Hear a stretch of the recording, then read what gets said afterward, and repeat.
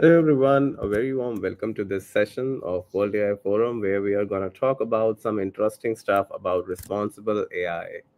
So, I have with me our great panel today. I have with me Aswajit M. I have with me Jayaprakash Thakur.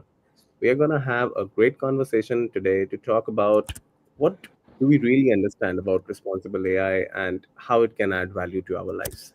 Just to uh, set a beginning, when we talk about AI, have to use it responsibly. When we say about using responsibly, it means that first thing, the data that we are entering into the AI, that's fair, that's unbiased, that represents a wide set of interest. Second, the kind of answers or that output that AI is giving to me, those answers, they are free from biasness. They are actually adding value to everyone in an inclusive manner.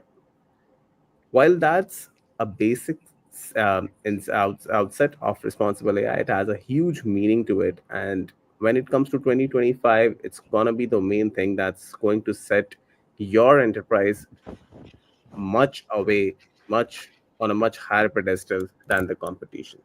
So I have with me Jayaprakash Thakur, a machine learning engineer at Amazon building scalable AI solutions. He has 8 years of experience in AI development. He has worked at Accenture Labs and he specializes in generative AI. Thank you, Jay, for being with us here today. Thank you. Thank you. Thank you, Pranjal. Thank you so much for having me.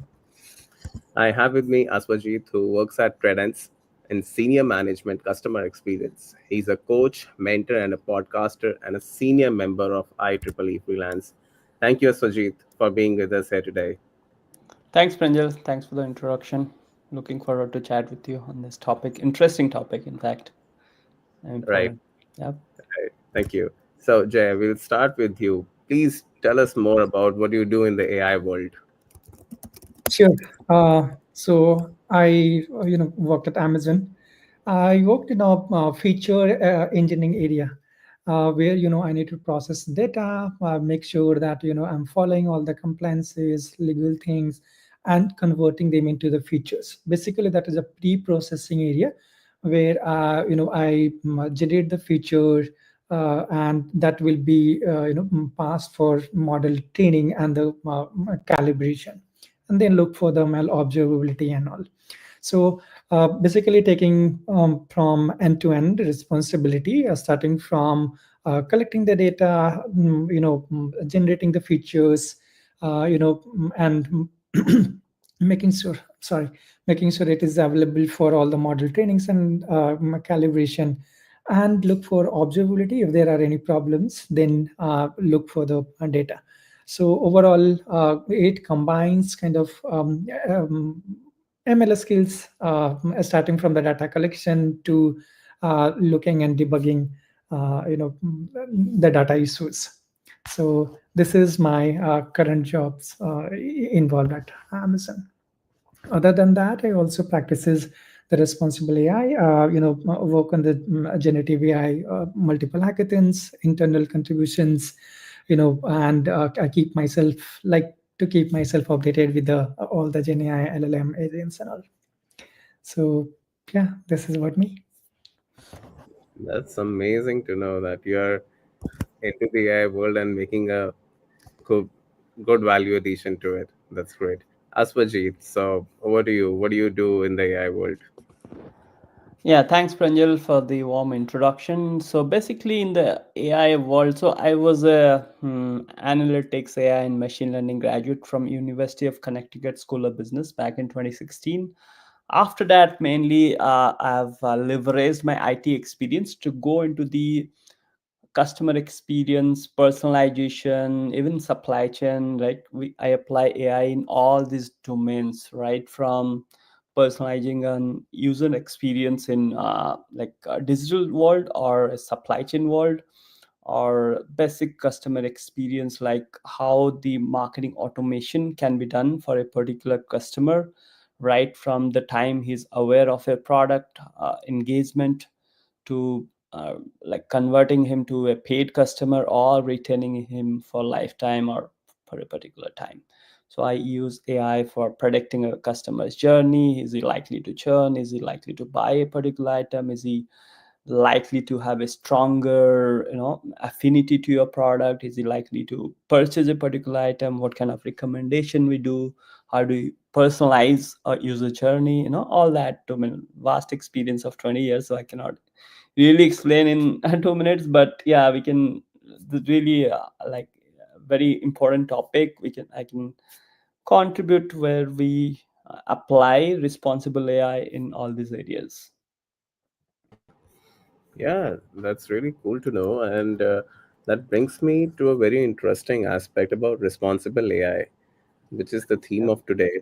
So, Jay and Aswajit, I would like to ask both of you, what is responsible AI? Okay, I go first. Yeah. See, for me, responsible AI actually it's a approach, right? When we are developing, designing, and deploying any AI system, and prioritizing all the ethical considerations, the transparency, fairness, biasness, and it should not harm the society. So this is overall responsible AI to me. Basically this is a framework that we can follow, and to make sure the system that we are designing, developing, this is following all the responsible means basically building a system which responsibly, uh, considering all the ethical and security, privacy, and fairness, and all by considering. So this is what I meant by responsible AI. Yeah, Aswajit, what do you think? Yeah, I think Jay has fairly touched upon the important aspects. I would say in this world of AI, where we're progressing fast from AI to artificial general intelligence, that is where the world is going towards agentic artificial general intelligence. AI has to be responsible, both from a system perspective, that also from the perspective of human or companies who are implementing AI systems. They should take care of very important aspects what Jay already touched upon, like security. It's not negotiable, right? We have seen a lot of kind of issues from Meta to Facebook. I mean, the companies have been drowned due to security issues. PI data, like compliance, this is non-negotiable, right? We cannot expose PI data to others. We cannot have users like data being exposed. We have to delete them, purge them properly, avoid any kind of mishaps which happen by exposing an user's bank account information or social security number. So many, it's very, very important aspect. Then we should not have any bias when we are doing a, like say I did a interview buddy kind of tool, right, which does interviews with the person. We cannot have bias in those kind of AI systems. To have like any user should not be supported, any race, any gender, any particular like user base should not be supported due to that AI system. Suppose you are recommending a product, any product cannot be supported any due to a profitability just for the company by not taking of care of ethical concerns, right? I mean, we cannot just do it for the profitability of a company without taking all these aspects into account, I would say.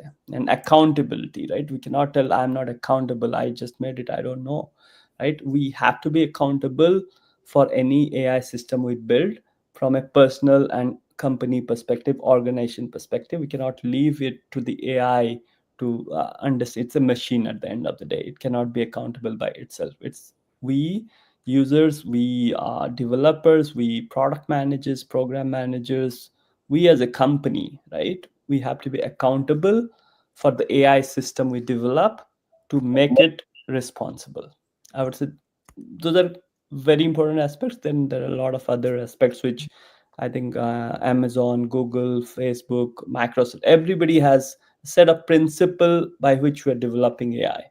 And there is a chief AI responsible AI officer, in fact, who is responsible for governing this responsibility factor that says the importance of responsible AI.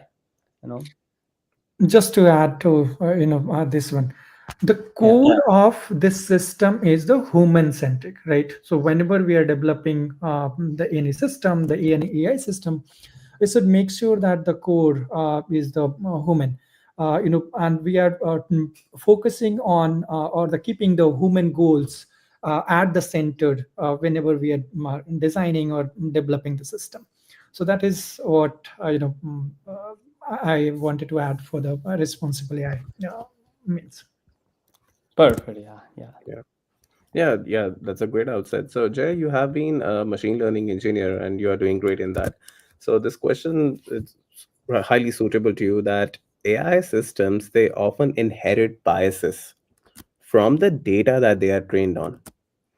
How can we move beyond merely identifying the biases to actively mitigating them in the real world applications? So, see, this is a great question, right? We often see the biases, right, the system has, and when we figure it out, the that's where the engineering part, the important part that comes in. Whenever we detect any biases, there are so many measures, right? We find the what is the performance drift, then we trace it back and we go for the data drifts. We find it like, okay, what are the data drifts there? Once we figure it out, that then need to mitigate it. So to mitigate it, that I choose that, okay, first of all, what feature or what area or what column that we is actually contributing to those biases. So internally, we develop a system, or for any team, they will be developing a system, and then they will be working on kind of slices and the dices of data, and they will be removing that and checking that, okay, how it is contributing to is it reducing the biases or not, right? So basically, I'm thinking about we do like data selection or the processing part, then some kind of awareness also, like we can apply some filtering when creating with the data, the columns. We are making sure that developing algorithms that is kind of fair, it is optimizing, and it is very kind of careful to ensuring that it's all the decisions are across all the measures that has been defined by our responsible AI principle or the framework within a company. Like, let's say if it is a demographic, right? So it should be consistent decisions among all the demographic group.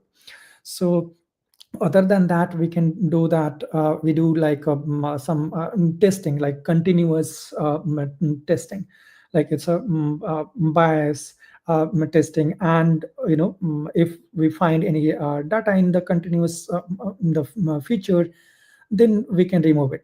To do that, we can create some benchmark, right? And from there, we can create some threshold and alarm it. And as soon as we find it, we can adjust our feature and the model training, and that will output our the fairness. This way, we can include some human looping also, or we can create some automated approach also to develop such a system. uh, mm, we can make more kind of transparent or the accountable also, like we can measure it. And once we are measuring it, then we can kind of create some guidelines, and we can make it more transparent to our customers. So these are some ways that I think we can make sure that we are mitigating actively the biases in any real world application. Yeah, that's really great to hear that. And this brings me to my next question that on the one side, we have to balance the ethical concerns. On the other side, we have to ensure that we remain innovative and we are giving a boost to the innovation in the tech sector. So, Aswajit, what do you think? How do we balance the two sides? Because See, there is a trade off that we have to do. If we are promoting tech side development, we cannot completely ignore its ethical implications. But if we focus on the latter, the tech side development that suffers, what do you think? How do we balance the two?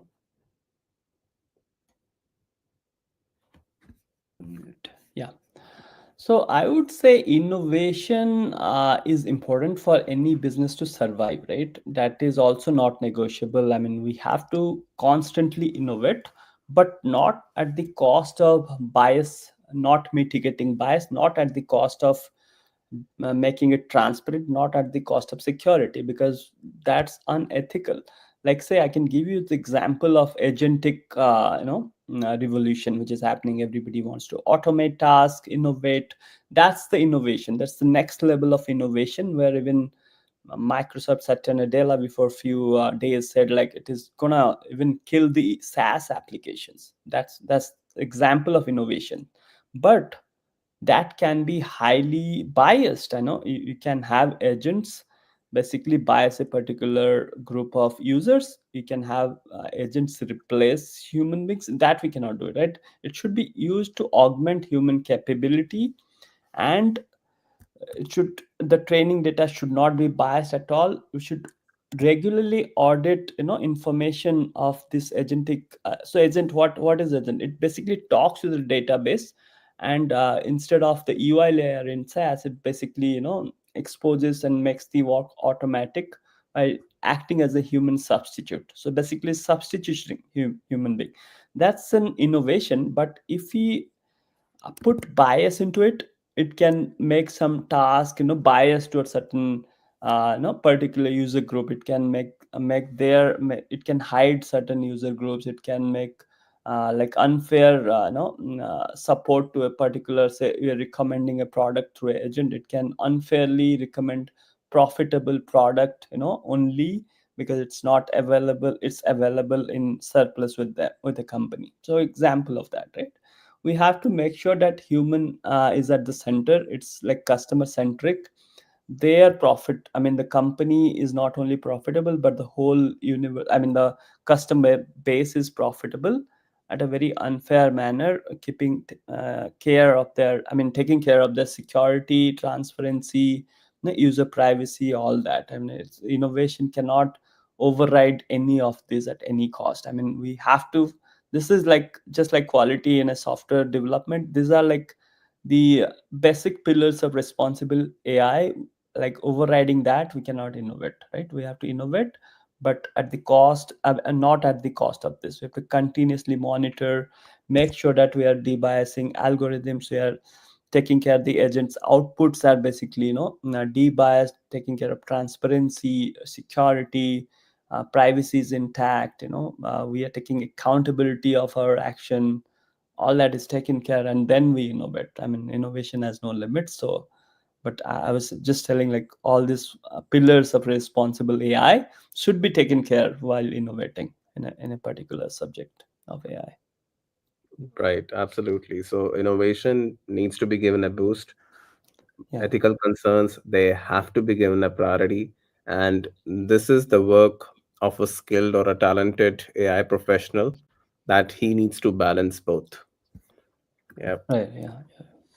that's great. So, my question to both of you is that we are seeing concentration of AI tech development in few regions or in few countries. But as we move towards 2025, we need to see that AI needs to spread in an inclusive manner, and that's an important facet of responsibility in AI. So, what do you think that regions, particularly in the global south, they face barriers to AI adoption? What steps can be taken to ensure equitable access to AI technology worldwide at the global scale? Jay, what do you think? Sure. See, in the previous questions, I think Asudit had touched all the major part, and we saw that how is AI agents is going to be a core of innovations in next, especially a few years. So see. LLM or the GenAI or the these are some things that is a little we have seen, especially in the south, that there are challenges. We are facing that to adopting, or some countries are banning it. But see, in my point of view, or any country that, or any or the globally, if we think about, there are so many ways that we can foster, we can take some preventive measures if there are any special challenges. Like, let's say, if there are any concerns of the local issues, right? So we can invest in the developing such models, right, which can work on the their local, maybe the language, or maybe the different cultural context, right? And it can also supports, like the existing with the localized data sets. So that is the one way that we can encourage more those the countries or the areas that to work on these frameworks. Also, we can create some policies, maybe the local policies, which is actually promoting the responsible AI, the globally, and how this can forfeit to their country or their country. Then we can I mean, if required, we can include some more international cooperations, to establish some a framework to regional organizations as well, to work if there are any challenges. uh, and because, see, a responsible AI, we need to I mean, there is a framework, right? So inclusive, it maintains it promotes actually the inclusive AI. So we should develop, support, and foster local AI ecosystem that promotes the entrepreneurship, innovations, and as well as serving the customers and the needs of the business and the users. So that way we can balance it out. And I think these are the steps we can take. Aswajit, would you like to add something? No, I think those are good points by Jay. Jay, that those are really good points. I would just add that we have to design interfaces, keeping taking care of diverse linguistic, cultural, and physical needs of human being or the users as a whole. With respect to every region, every locality, we can devise those strategies. Like India, for example, it's a state of numerous, like thousands of languages, right? I mean, it's not that much in the US. Like English is spoken predominantly in the US. So it's like the cultural values depends on the country, the specific reason, right? So Jay clearly pointed out that we should have a language specific or a region specific or a locality specific, you know, design of AI systems. Like AI agents, for example, can be different in China, where there is a communal kind of feeling, right? Whereas in democratic countries like India or US, it can be different, right? So it's that's why we see like a lot of companies like TikTok, Facebook, they face a lot of social media companies especially, right? They faced different obstructions operating in China or say in India or say in US, right? It's because every culture is different, so we have to make sure that everybody is inclusive when we're designing AI systems. And accessibility is another important point, right? We should not like have any biases for a particular gender or say, disabled person or any particular kind of users also. They should be accessible. Say they are not able to hear or something, like they should be accessible for any kind of users. That's an advanced level. I understand there is a challenge to it, but that's the level of design if you do while doing AI systems, while designing AI systems. I mean, that takes care of that inclusivity and accessibility factors of AI development, I would say. Yeah, that's really great to know. And since both of you represent the tech side, so what do you think? Who should bear the ultimate responsibility for the consequences of the AI system? It should be the developer, the deployer, the policymaker, or the company. What do you think, Jay? See, as a developer, working, engineer working in industry from so many years, working with a legal team and so many approvals and everything, I personally believe that it should not be just one person, kind of sole responsibility. It's the kind of attribution of each and everyone, right? Like, let's say if we're considering about the developers, right? So they are designing the robust and the transparent AI system. They are making sure that all the mitigating the risk, biases in the code, and providing all the information like the training data, all the matrices, all the system capabilities, and any foreseeable risk to the deployers as well. Then the deployers take those, and it works on the kind of benchmarking or testing it, real time environments. And if there are any government programs, risk compliances, they look for that. And also if there are any required human effort, they make sure that their timely manner they intervene. Policymaker on the same side, they work on like a kind of all the regulatory framework, right? They have all the what policy are there, all the all the policies are being followed or not, distinguishing. So between what rule, where actually it is going, and building a accountability also, right? In the, because this is a high risk AI applications. There are so many applications are being developed right now. So, in my opinion, it's a kind of responsibility for all. Either it's a developer, deployers, or the policymakers. Uh, yeah, that's how we can, we should bear the responsibility. All right, so everyone should be attributed their share of responsibility. That's That's right. right. Aswajit, who do you think? Can we attribute a higher share of responsibility to someone in the value chain? I would slightly differ on this perspective, right? Developers cannot be held responsible. Very, very. I mean, somebody, because that is always, they don't have the authority, right? They have everybody in the chain, right? They have a set of responsibilities, and developers do not. Maybe a product manager, maybe a leader in that organization, or somebody setting up, designing the solutions, right?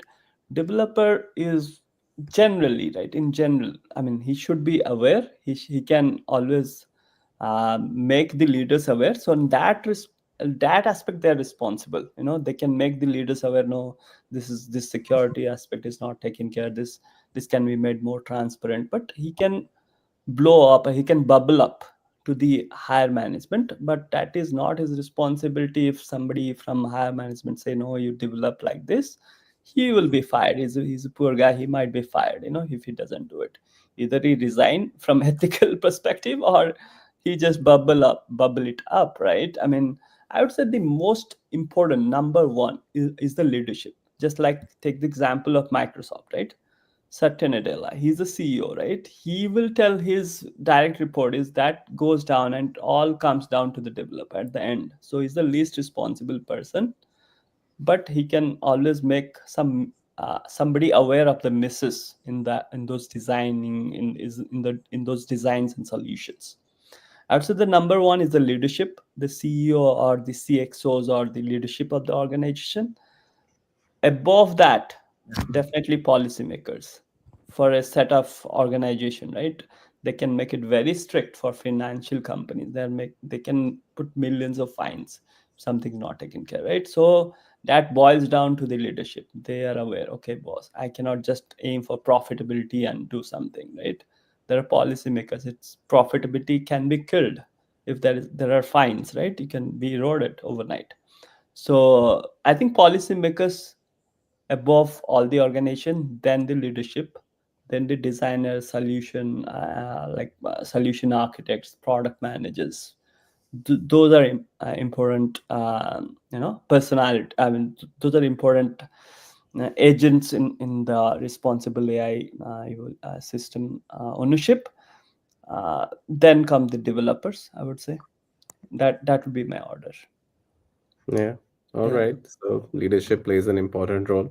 So when it comes to responsibility, one of the things that is not given much stress or much emphasis is the environmental impact of designing those GPUs or running the backend system of the AI tools that we use today.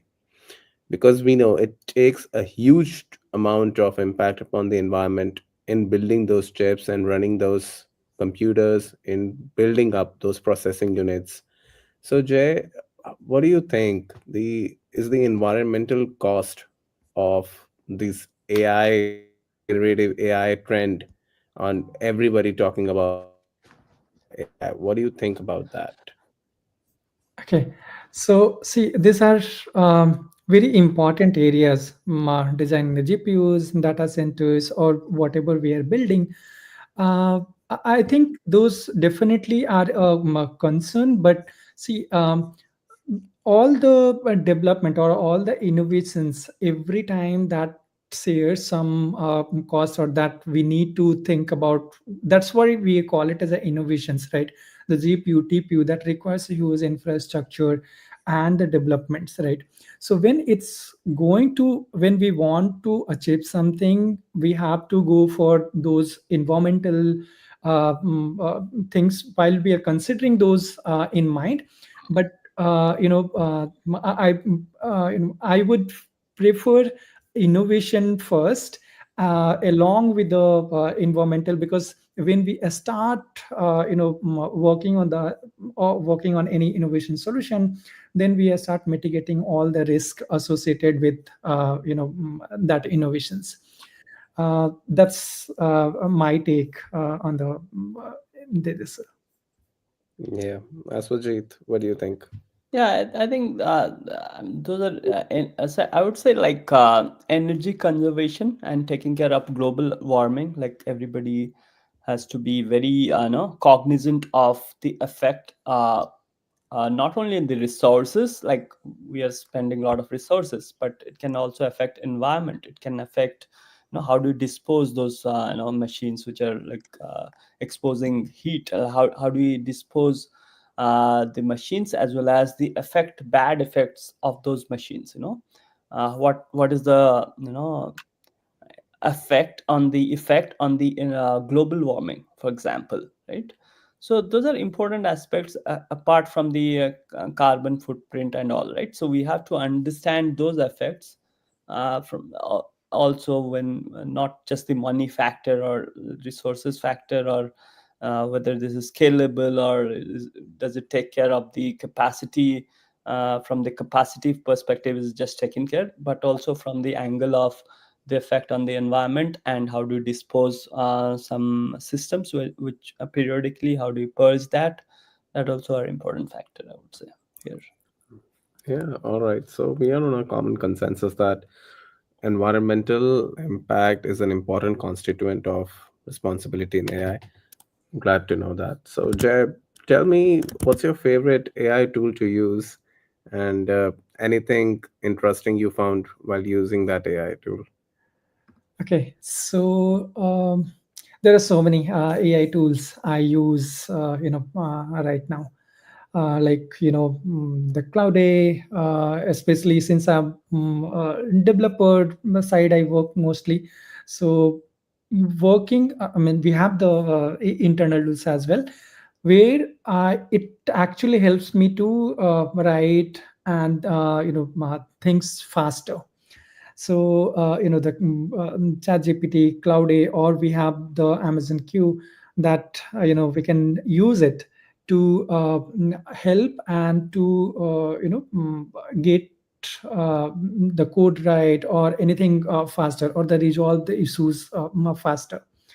So Other than that, if I to experiment, I use the Cursor, Vercel, Bolt, to experiment, and some libraries like the LangChain and Langsmith.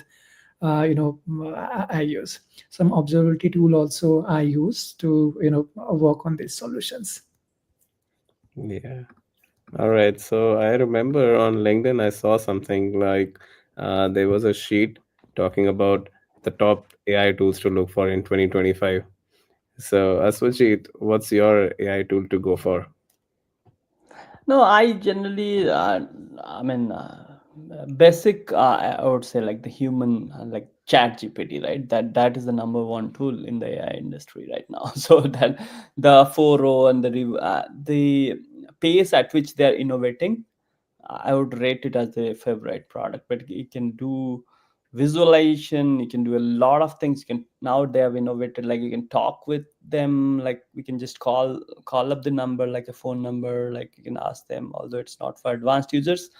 And the kind of innovation they're doing every day almost, right? They're innovating to be on the game, or else they'll be obsoleted. That would be my number one go-to tool. And from there a lot of tools are being copied, right? They're making wrappers out of it. You're doing a lot of different applications using APIs from ChatGPT. For example, I did this one tool to do visualization. You input any database, Excel sheet or any database. It will, you write something like a generative in Gen AI language. Okay, I need top 100 sales for this sales representative, suppose, right?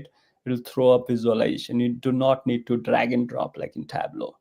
That's using APIs from ChatGPT, right? So that's a lot of applications we can do from ChatGPT. But that is the mother of all AI applications. But we can do a lot of innovative application on top of ChatGPT and different aspects of Gen AI tools. Like I did a few other tools on marketing automation. So you can automate a customer segment. You can automate the message that's going into, automate the creation of videos, creation of marketing message can be automated. We need not write it, right? Based on the activities, based on the user segment, it will be totally automated.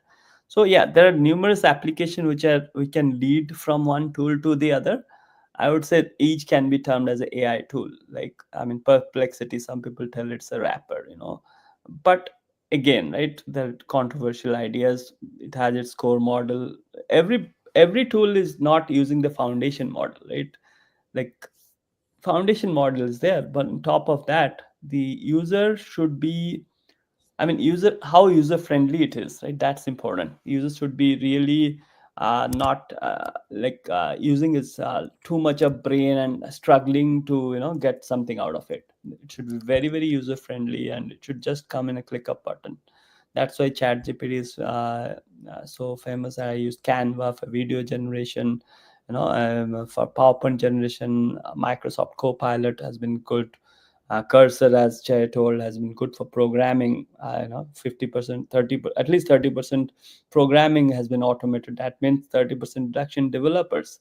I mean, that's how the count says, right? I mean, that's how the count says. Either you increase the efficiency or reduce the number of developers, or you do more with the same set of developers.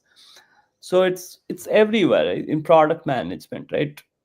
So you have to write so many things, right now you have to write important things. You can fine tune it, right? So every aspect of software development or development in general for application development has been automated with the use of AI, and we have to leverage that wherever our responsibility falls, and that will increase. Whoever does not use, he is left behind. He's kind of a fool, right? He's not using the technology. I mean, we cannot remember everything. We have to. Previously, it was Google, right? People are googling to see the steps. Now it's just showing the steps. Like Perplexity tells, you need not be confused with the answer. I mean, advertisements. Get the exact steps rather than searching in different links. So that's how ChatGPT also does a lot of. I mean, I would say, yeah. I mean, it depends on your responsibility in your organization, what you use regularly, but basically yeah, there's no favorite. Like it depends on what I'm doing at what point of time in the day. Really glad to know. And one of the things I would like to add about the how people are using API. So that's great that people are using OpenAI API and Google API to build their own AI products and coming up with their startup ideas. That's great. One of quite interesting thing that I have seen is that people are building custom GPTs or Google Gemini gems as they call it. So what people are doing is that you build a custom GPT, host it at the OpenAI GPT store. You charge a subscription model to that, let's say $50 a month. So essentially, what your user is doing, the user is using that ChatGPT 4.0 model itself, but under your brand name with a few custom instructions and paying you $50 a month. Instead of paying $20 a month to OpenAI, they are paying you $50 a month. So Yeah. I find that quite interesting. That that's actually a great way of the business also, or if anybody thinks that they have a personal use case, they can build their own. I myself have two custom GPTs in the chat GPT also. So it's a very good actually, and right now Sora has come, but before that there was so many the design tools or were already available there, which I was exploring. So Sora or VO2, the Google has come up, and I truly believe that there will be so many uh, James or the custom GPTs will be built on top of that. Right. So when it comes to responsibility, the most important thing is about the job loss. As we move towards 2025, you guys are developers and you are the best ones to answer it. How is it going to impact the job scenario? Jay, to begin with you. Okay, so see, in previous answer, Sujit were mentioning that if people won't be using, the new tools, they will be left behind, and I totally agree that. See, AI is moving kind of very rapidly, or the changing, the industry, the specs, it's changing very, very rapidly, and anyone, I mean, if they want to be relevant, they have to learn the tools. In my opinion, definitely these are going to replace some job, right? But at the same time, it is also going to create some job. Like, we didn't know about the AI agents, right? So now the multi agents has come up. Then there will be some challenge with the deployment and other stuffs as well. Telemetry, observability will be looking around. So these jobs are being replaced with the more innovative skills, right? Just one example, if we'll go back, I mean, very few years back, if I remember my childhood, we in a train station, there used to be porters, right, from taking one place to other place most of the time. Now it has reduced very less, right? Same goes for the farming. They used to be a hand made tools to do those farmings. Then the tractor came, but at the same time it brought some new jobs as well. So definitely this is going to replace some jobs, and people who won't be keep themselves updated, they are chances of losing jobs. So if we really want to keep aligned with all the, we should learn the AI tools, technologies, and that will definitely help us to in this, the AI era. Aswajit, the most important question about job loss and AI. Yeah. What do you think the future looks like in 2025? Yeah, I would say like we are still not at the top of AI, right? We are just seeing the revolution of AI. It's still far, it's a long way to go. We're still to see artificial general intelligence, which will mimic the human brain. That's the extent to which AI will go. It will smell, it will totally mimic the human brain. Is the a claim from the renowned AI innovators. Not now, maybe after 5 to 10 years, or maybe within that range, which is not long time to go, right? So keeping that in mind, we have to advance fast. Like just like Jay said, a porter, the example of a porter, right? Say a product manager. Somebody, you were saying something about wrappers around Chat GPT, right? There's some Chat PRD somebody has created. So obviously, I mean, one of the great product managers have created. So people are creating tools, right?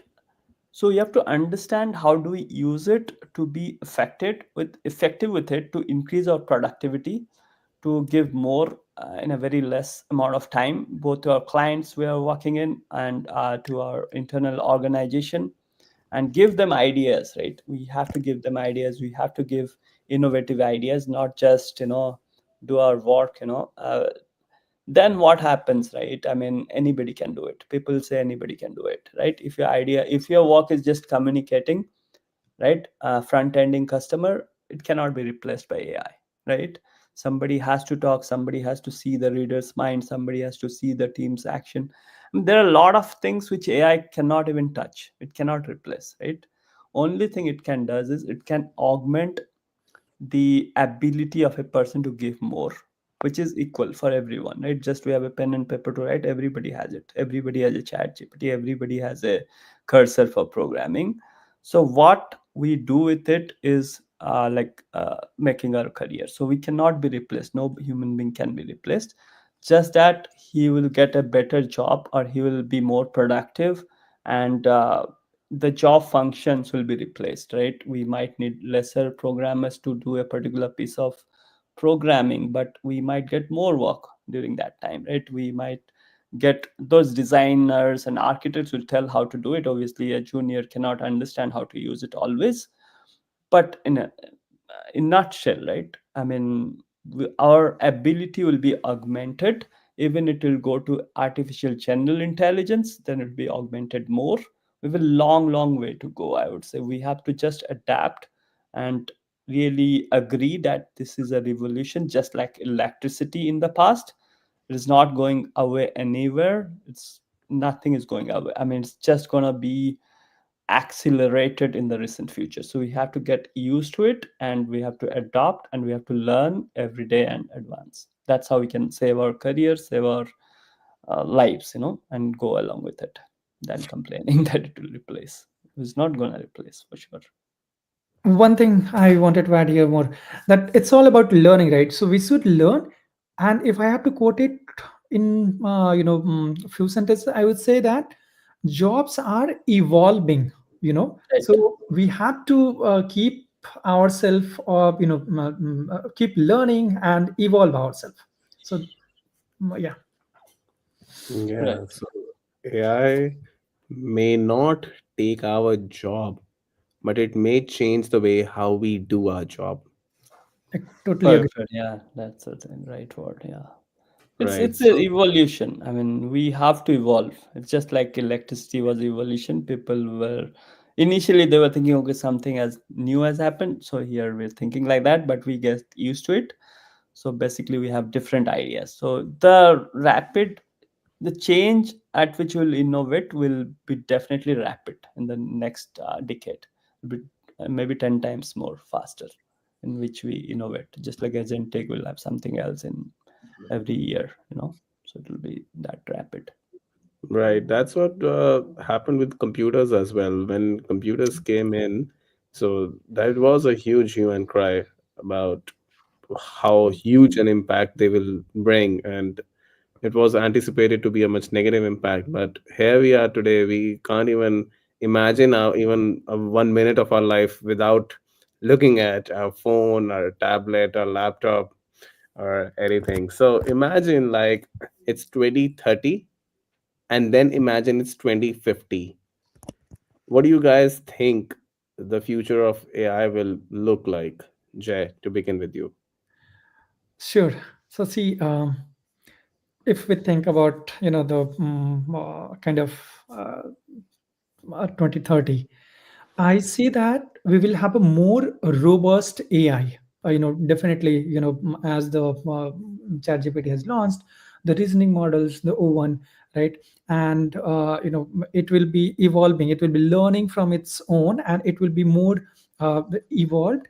And by 2030, we will have kind of more kind of a personalized AI system we will get, right? If we are in a healthcare, finance, or account, environment, it will have the more kind of personal revolution, or I would say that the AI revolution will in all the fields we will see. And kind of then there will be some the governance, the policies will be kind of will be definitely be kind of established in this process. In 2050, it's a very hard to predict right now, but definitely we're looking for AGI, then we will be looking for ASI, which is already working earlier. He has not disclosed anything, but I hope that we will be moving towards on that very soon. So by kind of 2030, I am kind of convinced that we will be seeing more advanced kind of AGI based, the AI system in all our personalized kind of way, whatever we will be doing. 2050, maybe we'll be seeing ASI or something. Uh, but it's hard to say for 2050 right now. Wonderful. Aswajit, how close we are to AGI and ASI? Will we see that a reality in 2030 or by 2050? uh, not Nobody can predict 2050. It's like 25 years from now, but I mean, definitely it will be reality. I mean, there's no doubt, right? In 2050, maybe much advanced than that, right? So we'll be much older. I mean, we don't know. Like we cannot predict 25 years. I have not predicted before 25 years what would happen to me. So, but 2030, I can tell AGI will be very much happening, right? It will be in a development stage still. It would not have been matured. Even AI is not matured now. So AGI would not mature in just 5 years. It will. People are saying like it will take more than 10 years, but definitely it will mature over time. We'll be having a lot of development in those areas where we mimic smell, we mimic human brain chess, just like somebody better the chess, right? It's a mind human game. It will be more fast, like I mean, it will be complete mimicry of the human brain system, the way we think, which is not yet there, right? Which is not there in AI. We're just putting a lot of data, training it, a lot of data, trying to do as much as possible. It's nowhere close to AGI, I would say. So after 2030, the type of organization who are researching, like OpenAI and a lot of non-profit who are putting a lot of foundational model research, like Meta is having a foundational model team. It is open sourcing that to the to the general human population, right? Human beings. So I would say it depends on the organization. We get a next organization, Chat GPT, or say Meta can be transforming itself. It can be Microsoft, which can go up. Anybody can go up. That there is no limit, and we do not know about 2050, but 2030 definitely AGI is gonna go fast. Agents will be more matured. We'll have agents for everything we do. Maybe the SaaS applications will be down, just like Satya Nadella has predicted, right? It'll be all overtaken by agents where we just do everything through agents. We will interact with the database. There will be less of UI, and agents will just book our tickets, book our like flight tickets. It might book our film tickets, like movie theaters tickets, and it can write software, like 50% of a software, right? Just like we have a lot of automation agents for automating coding, which has come up. The first set of agents which are thriving right now, like there are 30 or 50 of them really thriving. So yeah, it depends. I would say AI agents and AGI will be definitely the forthcoming revolution in AI. Yeah. So it is growing at a rapid pace, and we really hope it goes in a responsible manner where Yeah. the input is fair, where the output is fair and the benefits are inclusively accessible to all. That brings me to my last question of the day. As a developer, Jay, you are the perfect one to answer it. That if there is one thing you could change the way how AI is being developed, what it would be and why? Okay. So see, currently, since AI is in very early stage, not AI, but I mean the agents are in very early stage. We are developing. One of the area that I see, that is the privacy concern, right? Because it's depends on our use data. Maybe it will be taking kind of our desktop. It is booking tickets. It is making call for us, right? So the privacy concern, that is definitely I see, especially in the agentic system right now, it is raising also very significant issues. So there will be kind of if we are putting some a stronger kind of policy framework, governance, the governance framework that can protect actually the individuals right. Then still we have not built a public trust, like okay, the chat gpt or anything, right? It has not become kind of a very trusty. Hallucination is one of the area.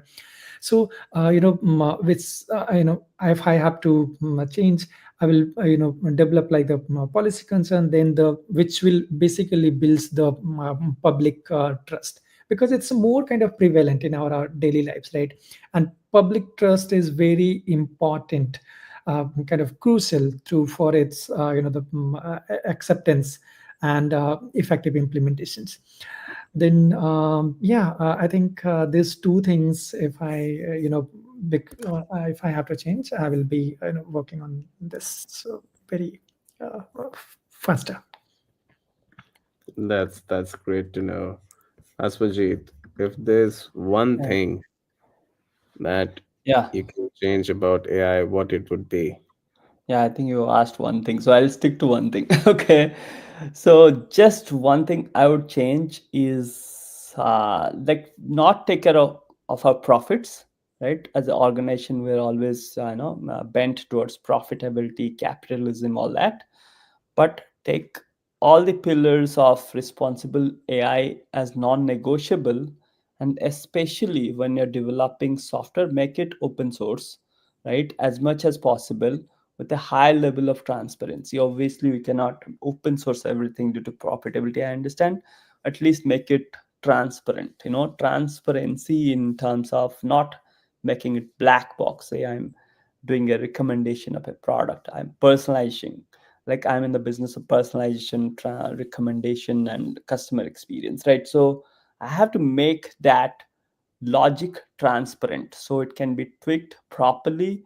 The business or the business people or the orchestrator of that technology is seeing what logic is used, what is behind ranking a product, what is the logic used. It's not like we just close box it and make it a black box. We don't know what is coming out. We just know the input and the output. We don't know anything in between, right?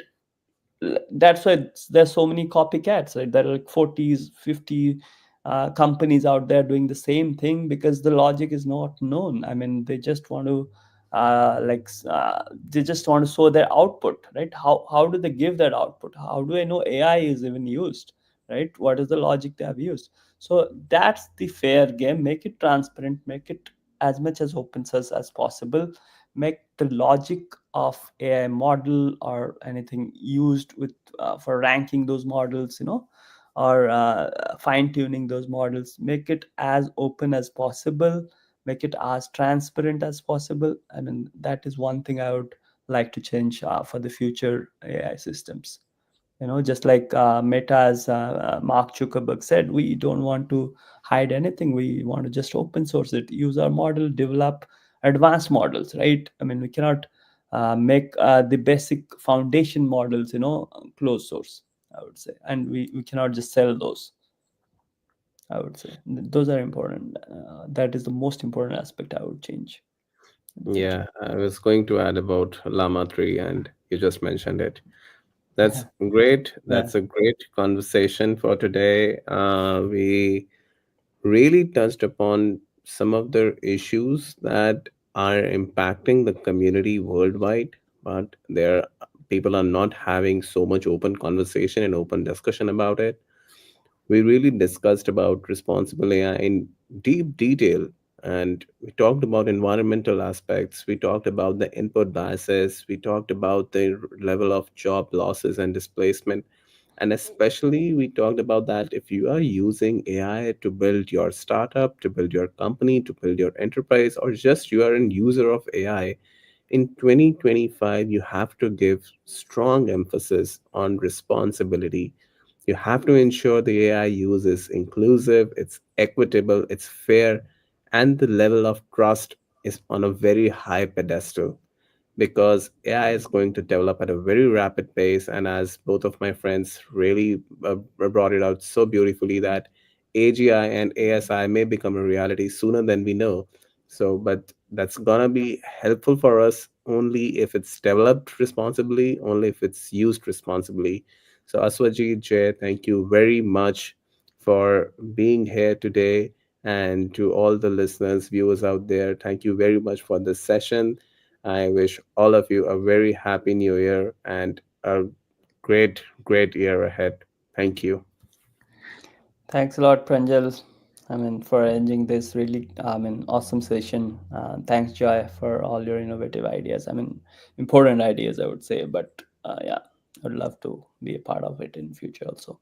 Thank you. Thank you so much to both of you, and thank you so much for all the viewers also. And wish you all a very happy new year. Right. And one thing before we all go, I just want to say my book on AI and public policy is coming out very soon. I invite both of you to contribute your chapters, and to the viewers out there as well. The call for chapters is still open. So please contribute a chapter as well if you're interested. All right. Sure. Thank you. All right. Thank Thank you you. very much, guys. Bye bye. Yeah. Bye.